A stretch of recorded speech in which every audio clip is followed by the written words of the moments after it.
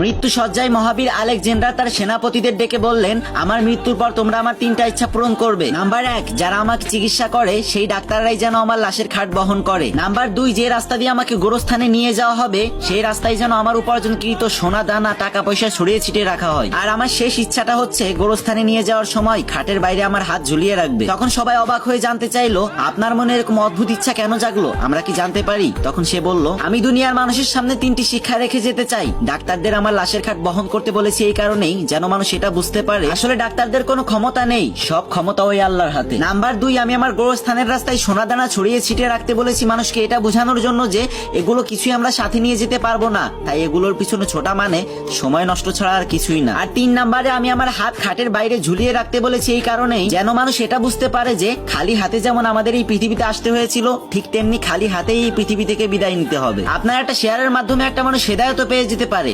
অনেক তো গান বাজনার ভিডিও শেয়ার করলেন ভাই, এবার না হয় একটা ইসলামিক ভিডিও শেয়ার করেন। আল্লাহ আমাদের সবাইকে বোঝার তৌফিক দান করুন।